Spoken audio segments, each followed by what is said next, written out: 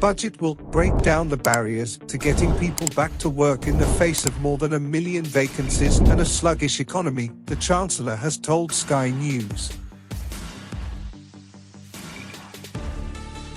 With more than 500,000 people having disappeared from the UK workforce since the outbreak of COVID-19, tackling economic inactivity will be a central part of Jeremy Hunt's tax and spending plans. He is due to announce a shake-up of the benefits system aimed at encouraging claimants to move into work or increase their hours. Hunt profoundly disagrees with Lineker's comments, Politics Latest. This will include a rise in the maximum universal credit childcare allowance, which has been frozen at £646 a month per child for years, by several £100s, according to the Treasury. The government will also start paying parents on universal credit for childcare support upfront, rather than in arrears, in a move to help those struggling to take on a job or getting into debt under the current system due to the hefty upfront costs.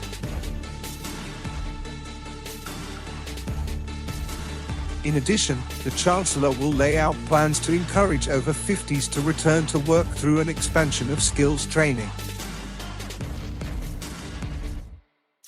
And the system used to assess eligibility for sickness benefits will be scrapped, enabling claimants to receive payments even after they return to employment. There will also be a ramping up of sanctions for claimants who do not look for or take up work.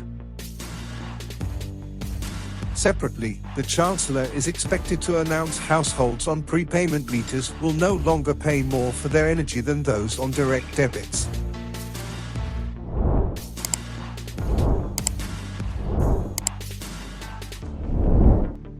Spring Budget 2023.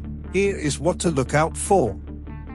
Speaking to Sophie Ridge on Sunday, Mr. Hunt said, "We still have over 1 million vacancies in the economy. And the Brexit decision was a choice, the right choice, in my judgment, to say we shouldn't fill those vacancies from unlimited migration. We need to break down the barriers that stop people here in the UK from working, whether that's parents who have obstacles because of childcare costs, whether it's older people who feel they need to retire earlier, whether it's long-term sick people who find there are barriers to working.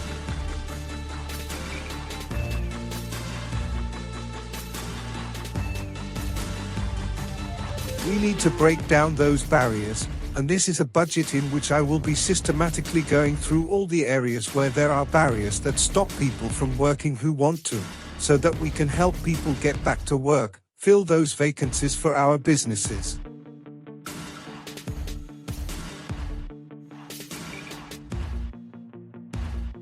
We won't run out of money." Mr. Hunt also said he wanted to cut taxes in the long term, but signaled he would not be making any major announcements in Wednesday's budget statement. He told Ridge, "A Conservative government will always cut taxes when we can, but we won't run out of money. We will be responsible with the public finances." However, Labour's shadow Chancellor Rachel Reeves highlighted the financial mess caused by the Tories under former Prime Minister Liz Truss and vowed to have an iron grip on the public purse in office. Never put public finances in peril.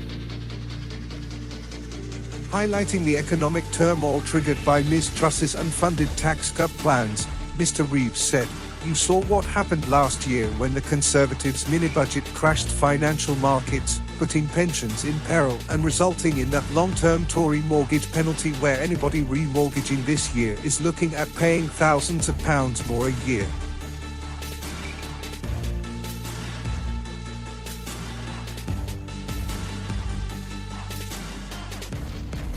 Any announcement that I make about spending and about priorities will say where the money's going to come from. She added, But it does also mean that there are some things that a Labour government might not be able to do as quickly as it wants because of those constraints. But I would never put the public finances in peril in the way that the Tories did just a few months ago, because it is ordinary people and businesses that pay the price for that sort of mess.